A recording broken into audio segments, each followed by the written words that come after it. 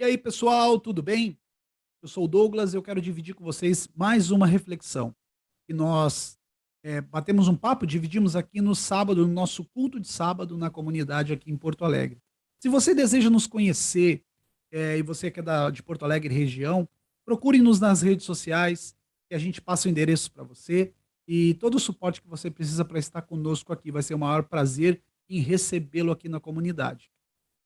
Também, se você gostar desse vídeo, se inscreva no canal aqui no YouTube, deixa o seu comentário, deixa o seu like ali, que é para nos motivar também para continuar colocando conteúdo teológico, reflexões totalmente de graça, sem custo nenhum.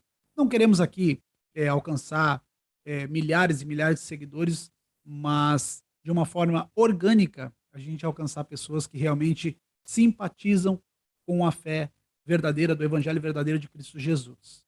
E sábado a gente falou sobre o nosso sentido da vida, as perspectivas que a gente tem em relação à vida e o que a justificação pela graça faz com que a gente mude toda a perspectiva da nossa vida, eu digo, da amplitude, né?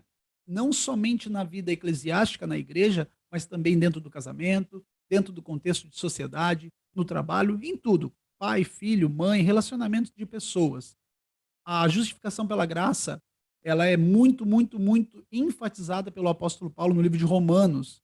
E aí, a gente vai fazer um link agora com o Filipenses capítulo 3. E eu queria dividir em três partes esse nosso bate-papo rápido aqui. Não é um estudo teológico, é uma reflexão. Nós queremos falar, então, sobre as ênfases exageradas dos nossos dias no evangelicalismo brasileiro. Também eu quero falar sobre a justificação pela fé, como eu disse, e não mais importante do que isso, nós também temos o currículo do apóstolo Paulo. Ele também vai falar agora no capítulo 3 de Filipenses. E eu queria começar com vocês no capítulo 3, versículo 1, que vai dizer assim: finalmente, meus irmãos, alegrem-se no Senhor. Escrever de novo as mesmas coisas não é cansativo para mim e é uma segurança para vocês. Cuidado com os cães, cuidado com esses que praticam o mal, cuidado com a falsa circuncisão, pois nós é que somos a circuncisão, nós que adoramos pelo Espírito de Deus, que nos gloriamos em Cristo Jesus e não temos confiança alguma na carne, embora eu mesmo tivesse razões para ter tal confiança. Se alguém pensa que tem razões para confiar na carne, eu ainda mais. Aí Paulo começa agora a falar sobre a confiança na carne. Eu vou fazer uma paradinha aqui. Ele começa a falar sobre ter confiança na carne, ou seja, se gloriar dos seus próprios atos. E aí ele vai começar agora a falar sobre o currículo dele e o grau de alcance que Paulo chegou à ótica humana e à ótica da religião. E aí, primeiro ele disse: se é alguém que pode se orgulhar disso, sou eu. Por quê? Daí ele começa no versículo 5, ele disse: circuncidado no 8º dia de vida, pertencente ao povo de Israel, a tribo de Benjamim, verdadeiro hebreu, quanto à lei, fariseu, quanto ao zelo, perseguidor da igreja, quanto à justiça que há na lei, imprescindível. Aqui ele deu todo um parâmetro curricular dele. A gente sabe que o apóstolo Paulo, nesse momento aqui, onde ele escreveu a carta aos Filipenses, ele estava preso em Roma, na sua última viagem missionária, e ele não voltaria mais, porque após esse tempo de exílio, de prisão, ele foi morto, decapitado em Roma mesmo. Mas nesse período ele estava escrevendo essa carta, mesmo num lugar preso. Talvez ele não tinha em mente que ele viria a morrer, mas ele tinha em mente o que ele estava escrevendo aqui, colocando o homem no verdadeiro lugar dele após o entendimento da justificação pela fé em Cristo. Primeiro ele trouxe todo o currículo dele, disse: eu poderia estar me vangloriando de todo esse meu currículo, porque eu estudei nas melhores escolas, eu estudei aos pés de Gamaliel, os melhores professores, ele teve uma boa linhagem familiar, ele veio da tribo de Benjamim, ele era fariseu, imprescindível conhecedor da lei, ele mesmo disse isso. ele disse que ele era irrepreensível em tudo isso. Só que quando Paulo, aqui ele estava preso, como eu disse, e uma das curiosidades aqui, que ele está preso em domicílio em Roma, depois ele iria ser julgado, ele pagava, o preso naquela época que estava em regime domiciliar, ele pagava todos os custos, tudo, desde o lugar que era alugado para ele estar preso, a comida, a alimentação toda dele, os guardas que ficavam fazendo a guarda dele, é ele que pagava. Mas isso aí em questão de curiosidade. Mas para você ter noção de aonde estava o apóstolo Paulo, ele não estava num momento bom financeiramente, ele não estava num momento glorioso de homens, uma mega igreja, e ali sendo ovacionado pelo povo, não, ele estava num momento de angústia. E mesmo assim, a racionalidade de Paulo, ela passa por cima dessas circunstâncias ou situações, porque nesse momento é que Paulo começa a entrar agora naquilo que realmente faz sentido. E é isso que a primeira parte do nosso estudo. Qual é o motivador da nossa vida? O que nos faz levantar toda manhã? Qual é o sentido da nossa vida? Eu quero deixar essas perguntas no ar aqui, enquanto a gente vai discorrendo a Bíblia. Aí ele disse, né, tudo isso, eu sou irrepreensível pela lei, enquanto a justiça, tudo eu tenho observado. Esse é o meu currículo. Aí no 7 ele diz assim, mas o que para mim era lucro, passei a considerar como perda por causa de Cristo. Mais do que isso, considero tudo como perda, comparado à suprema grandeza do conhecimento de Cristo Jesus, meu Senhor, por quem perdi todas as coisas. Eu as considero como esterco, é exatamente essa palavra, esterco, fezes de animais, para poder ganhar a Cristo e ser encontrado nele, não tendo a minha própria justiça que procede da lei, mas a que vem mediante a fé em Cristo. E a justiça que procede de Deus baseia-se na fé. Quero conhecer Cristo e o poder da sua ressurreição e a participação em seus sofrimentos, tornando-me como ele em sua morte, para que de alguma forma alcançar a ressurreição dentre os mortos. Depois eu vou seguir adiante aqui no texto. Mas até aqui, nós vemos um apóstolo Paulo estudado, um homem letrado, um homem que veio de uma família extremamente conceituada, de uma tribo. Ele era fariseu, doutor da lei, ele era conhecedor de todas as coisas. O que eu quero trazer com essa primeira visão aqui? Que o apóstolo Paulo, ele chegou no lugar mais alto que um ser humano, que um religioso, almeja hoje nos nossos dias.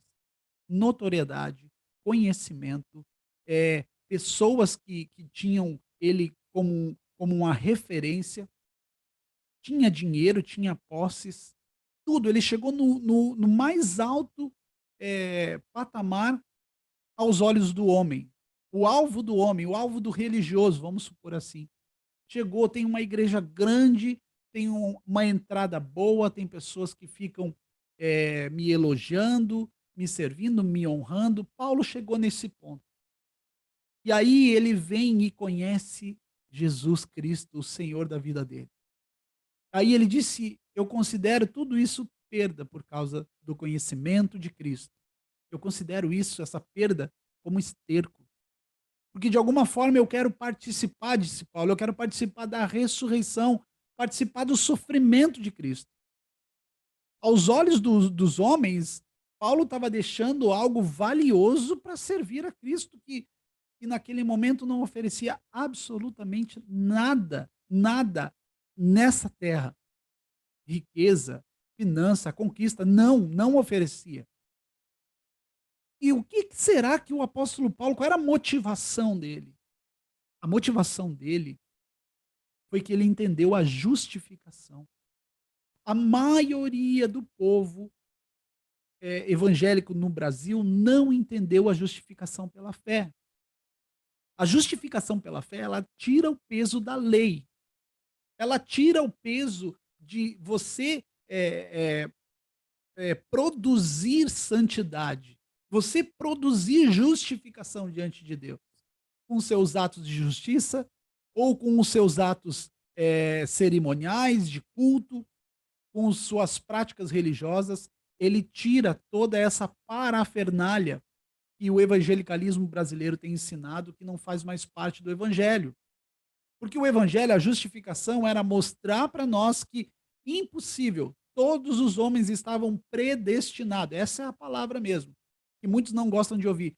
Todos os seres humanos estavam predestinados a ir para o inferno. Porque a Bíblia diz que todos pecaram e destituídos da glória de Deus estão. E aprove Deus, então, justificar pela fé aqueles que creem em Cristo Jesus, aqueles que são chamados. Aquele que diz lá em Mateus que muitos são chamados, mas poucos são os escolhidos. Aqueles que responderam ao chamado do evangelho. Como é que é essa resposta? Você vai perguntar para mim, como que é essa resposta, Douglas? Essa resposta é com profundo arrependimento, uma mudança interna de caráter, de dentro para fora. Isso mostra quem é salvo e quem não é salvo. É uma das é uma das evidências, vamos se usar dessa forma aqui, que nós não sabemos, não está na testa de ninguém quem é escolhido, quem não é escolhido. Mas Paulo dá ênfase nessa primeira parte aqui, a mostrar que ele chegou lá e que a motivação da vida dele não era essa, porque ele entendeu exatamente para onde ele estava predestinado a ir. E Deus mudou o curso da vida de Paulo.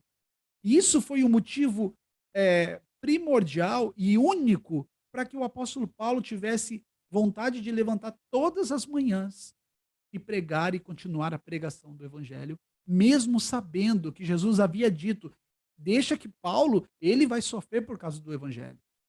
E Paulo sabia que o fim dele seria ser morto por causa da palavra, porque ele já estava vendo isso acontecer nos outros irmãos que estavam sendo perseguidos. A igreja estava sendo extremamente perseguida, principalmente no primeiro século. Foi muito perseguida. E o apóstolo Paulo sabia disso. Mas a motivação dele era participar da ressurreição, era participar dos sofrimentos de Cristo. Ele disse em Gálatas, capítulo 4, ele disse: eu tenho dores, eu sofro de dores de parto para que Cristo seja gerado em algum de vocês. A ideia de Paulo e o sentimento de Paulo era gerar Cristo nas pessoas. Por isso, essa dor que ele sentia.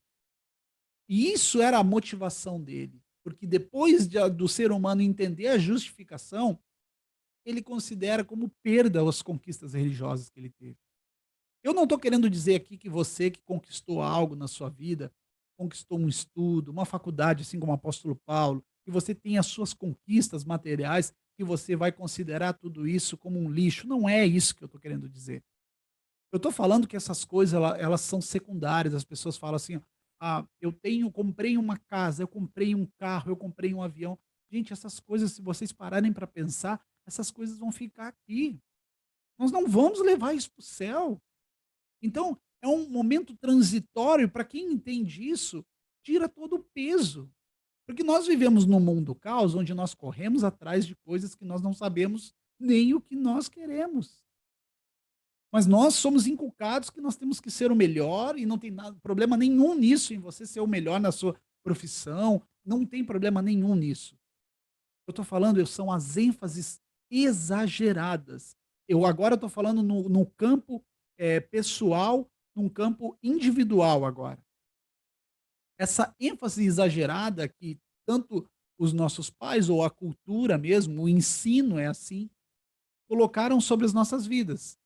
E isso que tem.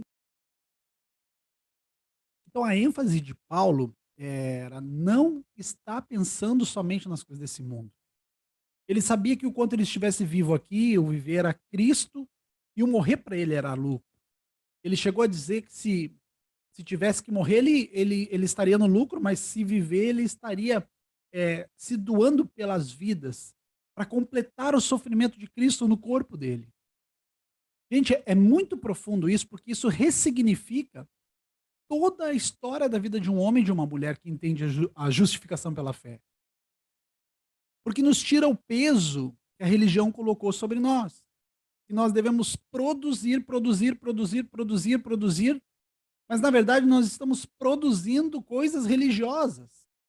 E muitos de nós, por sermos gananciosos e queremos chegar nos nos altos montes religiosos, nós acabamos dando ênfase a coisas dessa terra dentro do contexto religioso. Aí querem os cargos mais altos, começam a galgar um plano de carreira religioso dentro de uma instituição e já, não, e já se esqueceram dos princípios básicos do evangelho, que é ser um ser humano. Quando nós nos tornamos seres humanos transformados pela ressurreição de Cristo, como Paulo está falando, eu quero ter a experiência de participar da ressurreição de Cristo. Isso muda todo o contexto da nossa vida. Por isso que eu disse que qual é o verdadeiro significado da vida? É viver em Cristo, irmãos. Mas não é viver galgando coisas dessa religião e muito menos viver com os pés enterrados nessa terra, como se não fôssemos morrer nunca. Não é errado conquistar, não é errado você estudar, deixar bens para os seus filhos, não é isso que eu estou falando. Eu estou falando sobre viver para isso. E não usufruir disso de uma vida pautada no Evangelho de Cristo, sendo seres humanos que olham para as dificuldades uns dos outros e visam não viver mais para si só. É isso que o apóstolo Paulo estava dizendo. Esse pensamento de deixar para trás como perda as coisas desse mundo, ele não estava falando. No caso dele, ele deixou realmente para trás bens financeiros, reputação religiosa, ele deixou tudo para trás, pelo amor da pregação de Cristo. Mas no nosso caso, contextualizando para os nossos dias, nós devemos começar a enxergar a vida com os olhos de Cristo, porque Paulo prossegue. Ele disse assim, lá no versículo 15: todos nós que alcançamos a maturidade devemos ver as coisas dessa forma. Ele disse no Filipenses 3,15, ele disse: todos nós que alcançamos a maturidade devemos pensar dessa forma. Se você alcançou uma maturidade em Cristo, você deve pensar como Paulo, perder para ganhar. Foi isso que Cristo disse. Você quer ser o maior no reino de Deus? Seja o menor. Você quer ganhar? Perca. Essa é a ótica do reino de Deus. E aí ele continua, porque Paulo não colocava peso sobre as pessoas, e o evangelho também não faz isso. Traz um peso de responsabilidade leve. Diz assim: todos nós que alcançamos a maturidade devemos ver as coisas dessa forma. E se algum aspecto vocês pensam de modo diferente, isso também Deus esclarecerá. Olha só, se nós chegamos até aqui, se você chegou até aqui, e realmente o evangelho, como a gente gosta de dizer, a gente solta a gaiola, a gente deixa o evangelho fluir, o evangelho faz todo o estrago. O evangelho acaba com a religião, a Bíblia acaba com a religião do ser humano. A Bíblia acaba com um plano de carreira gospel, a Bíblia acaba com esse tipo de coisa. Porque quem lê o evangelho de Cristo e vê Jesus Cristo nas palavras ali do Novo Testamento, sabendo que a lei já não é mais sobre as nossas vidas, nós somos o povo conquistado pela graça de Deus, justificado pela fé em Cristo Jesus.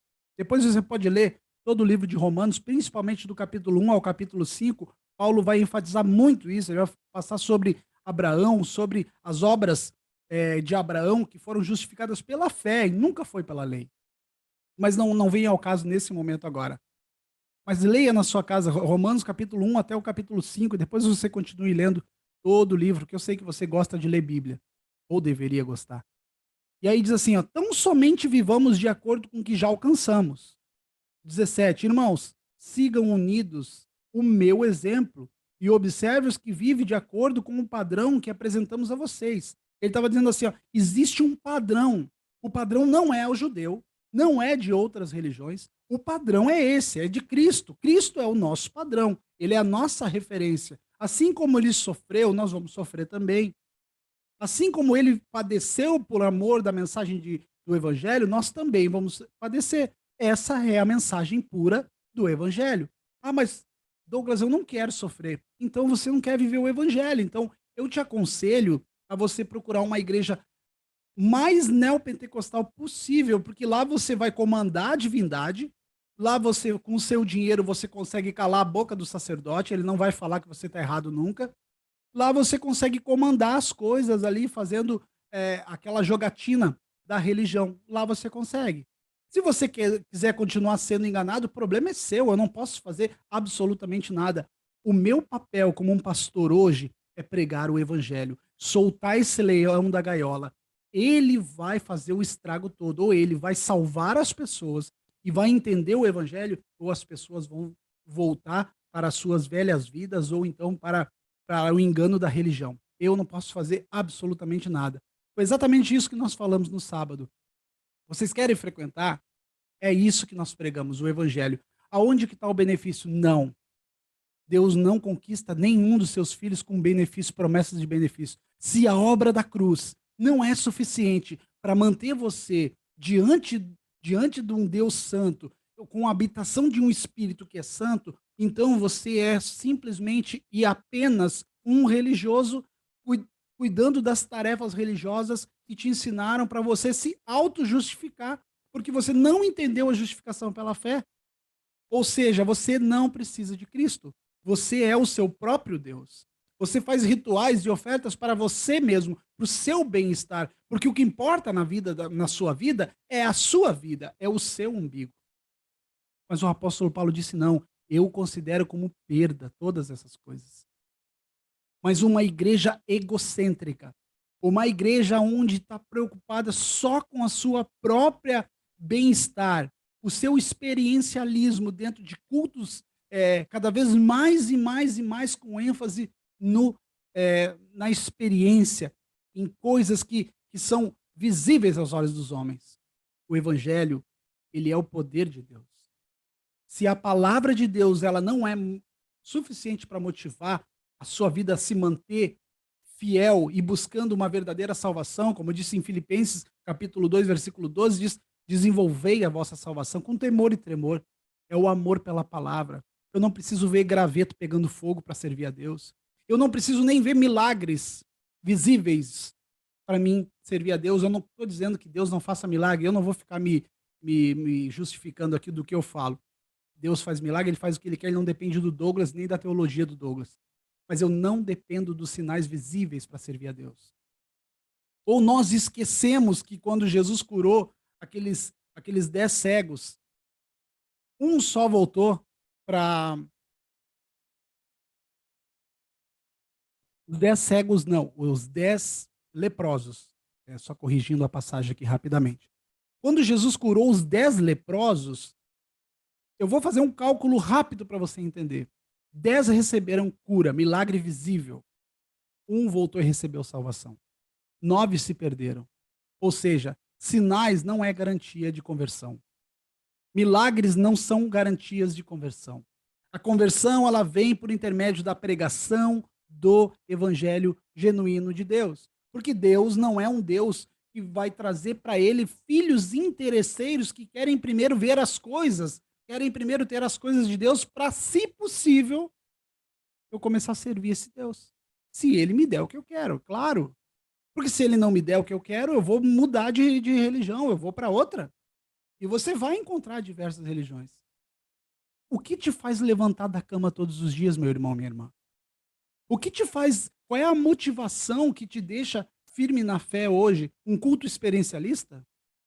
Um culto onde você entra e o que eu vou falar agora eu não tenho absolutamente nada contra. Parede preta, luz baixa, não tem nada contra isso. Nada, nada, nada. Mas você gosta daquela experiência de ter uma luzinha mais baixa, uma fumacinha, um teclado bem suave, uma mensagem que você não está prestando atenção em absolutamente nada, simplesmente nas palavras de autoajuda que está saindo da boca daquele pregador, e você se sente totalmente afagado pelo seu ego.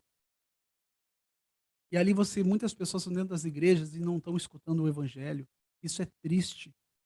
E aí, quando existe aquela máxima, né, que quem convida paga o banquete. Se eu conquisto uma pessoa por esse experiencialismo barato e emocional, eu vou ser um eterno escravo, um pastor eterno escravo de formar pessoas assim. E os meus cultos vão ser sempre dessa forma. Os meus cultos vão ser sempre dessa forma. Porque é assim que um líder se torna escravo da sua própria religiosidade. E aqui eu entro na nossa última parte aqui, sobre a ênfase exagerada dos nossos dias em relação a sinais visíveis e milagres, coisas estereótipas que acontecem dentro de um culto religioso. E o que, que tem a ver com essa mensagem?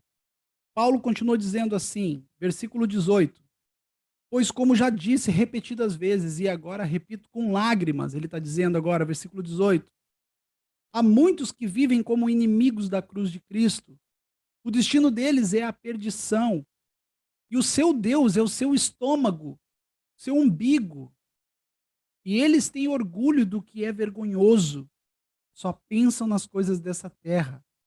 A nossa cidadania, porém, está no céu, de onde esperamos ansiosamente o Salvador, o Senhor Jesus Cristo, pelo poder que o capacita a colocar todas as coisas debaixo do seu domínio. Ele transformará os nossos corpos humilhados, tornando-os semelhante ao seu corpo glorioso.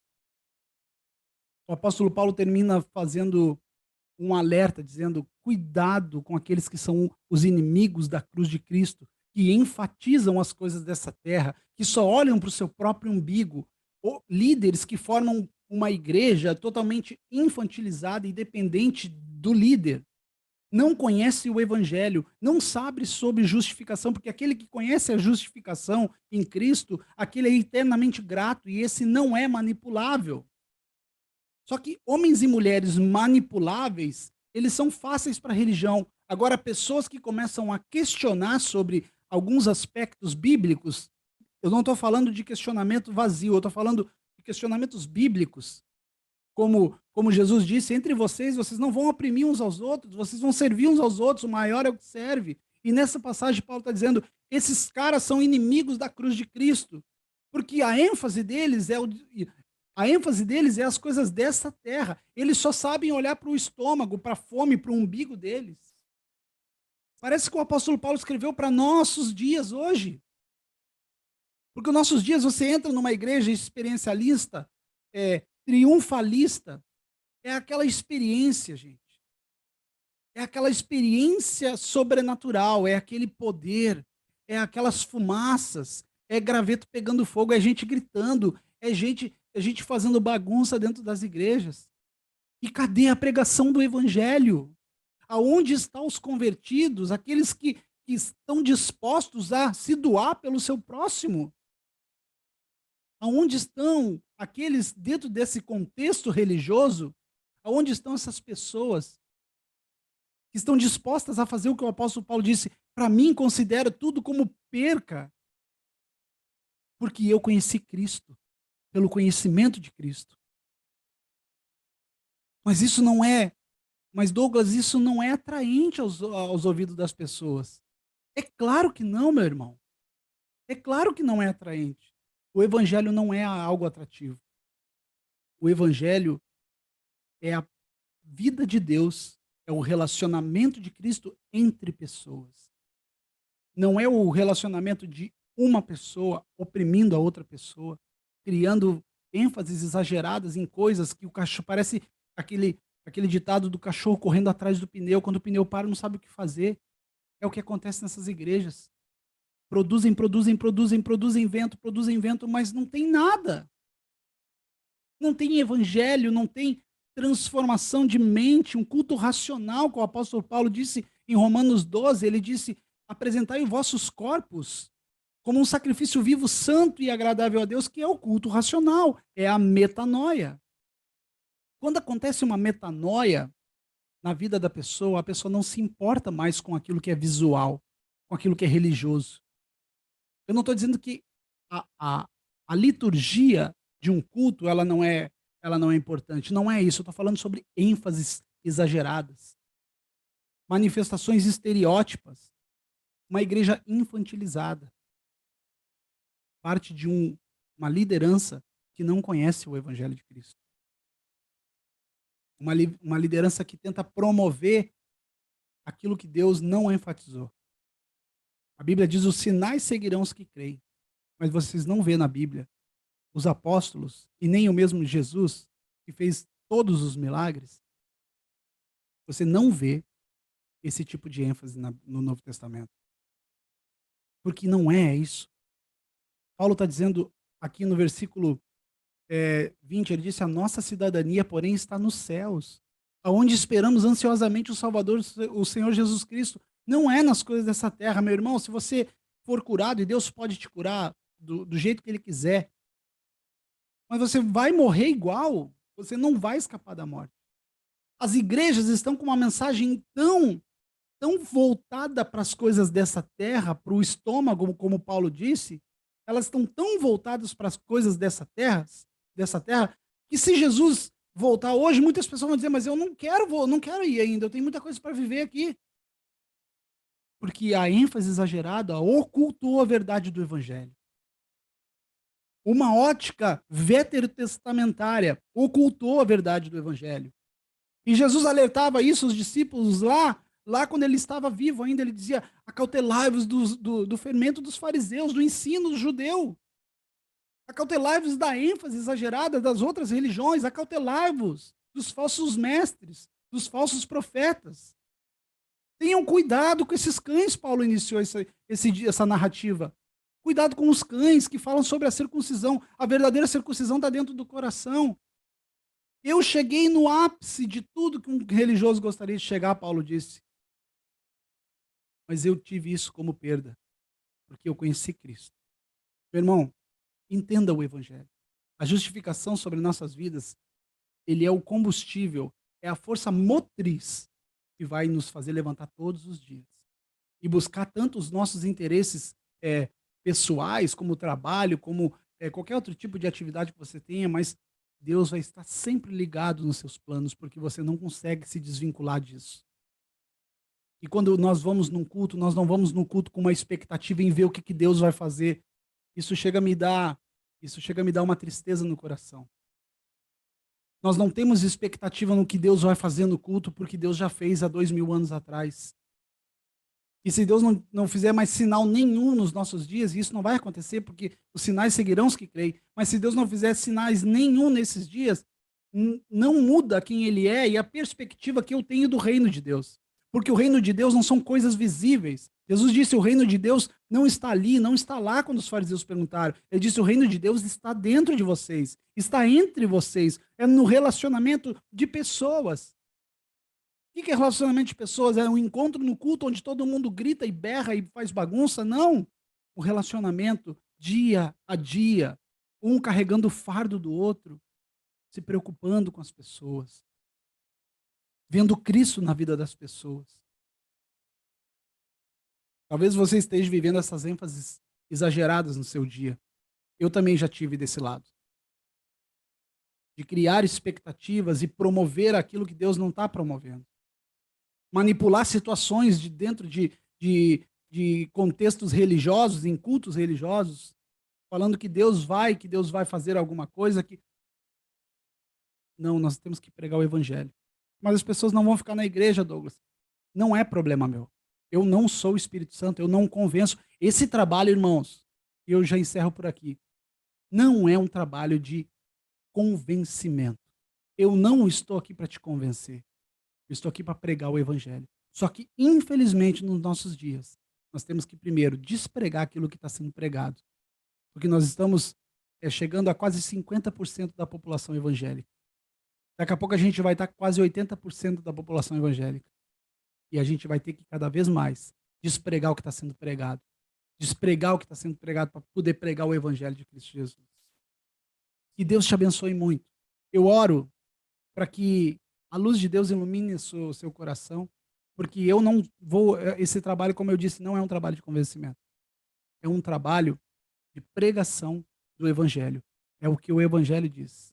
É aquilo que o evangelho está dizendo. Não são ênfase em mais nada de aquilo que Cristo fez. E é aquilo que Cristo fez tem que modificar a nossa mente, o nosso coração, para que haja uma metanoia, uma mudança de rota na sua vida, para que você morra, para que você renasça em Cristo Jesus. E isso seja a força motriz que te faça levantar todos os dias. Porque tudo sem Cristo é nada. Grave isso que eu falei. Tudo sem Cristo é nada. De que vale o homem ganhar o mundo inteiro e perder a sua alma? Tudo sem Cristo é nada. Que Deus te abençoe e até uma próxima reflexão. Valeu, pessoal.